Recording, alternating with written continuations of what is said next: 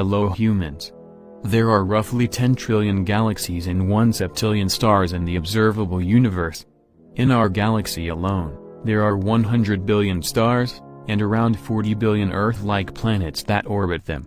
Enrico Fermi estimated that there should be 10 quadrillion intelligent civilizations in the observable universe. Now consider the fact that the universe is 13.8 billion years old, and the fact that in the last 1,000 years, humans got from eating dirt to landing on the moon. So, shouldn't we be seeing all the skies filled with awesome space battles? Where are all the aliens?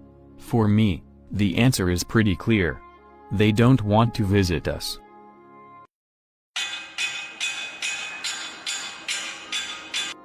So here are some solutions to the Fermi paradox.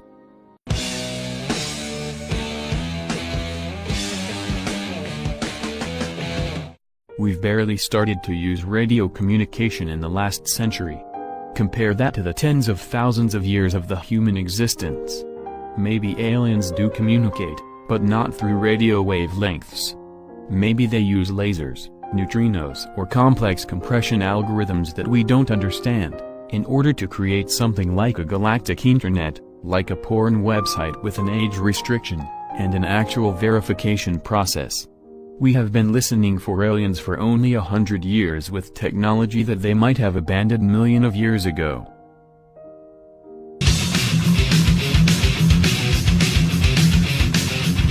Considering the amount of time other alien civilizations had to develop, some of them might have evolved so much that they control the whole galaxy, or even universe. They would have the same attitude towards us that we do for a swarm of ants. What's the point of wasting time trying to speak to them?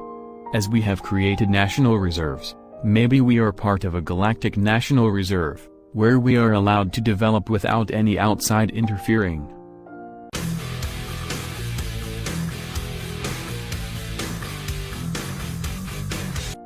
Maybe Earth is not such a common planet after all.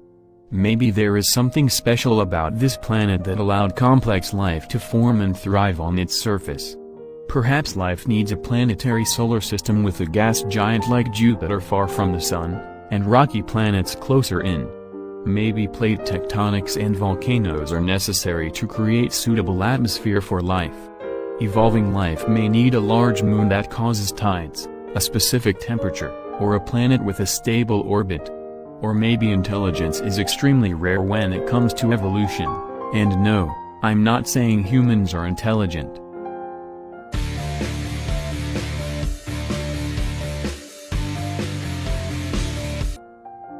If you were given the possibility of living your whole life in utopia, via virtual reality, would you take it?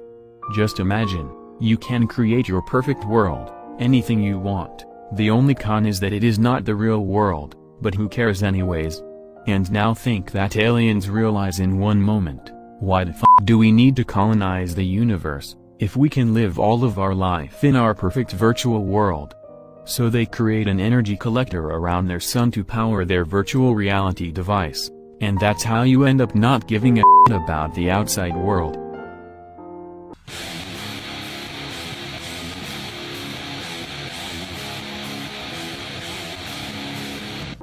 A really advanced alien civilization might reach a point in which they generate so much energy that they have so much computational power, enough to create a simulation of another universe. Now in that simulation, the simulated beings might reach a point in which they create another simulation, and so on. That would mean that the chances that our universe is the real one instead of the simulated one, is incredibly small. So maybe we are all inside a simulation in which aliens were not included. More on that another time.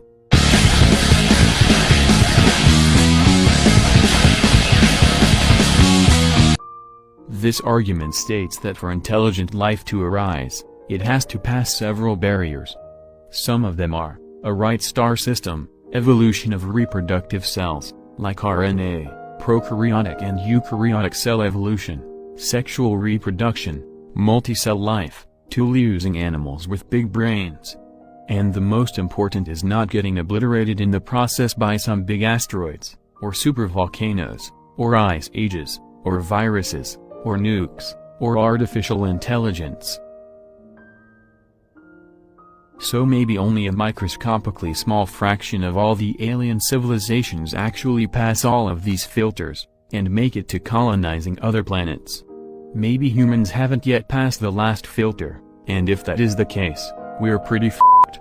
Or we might be the first civilization to actually pass all of the filters. But that would be pretty sad as well. And yet, only two possibilities exist. Either we are alone in the universe, or we are not. Both are equally terrifying. Thank you for watching.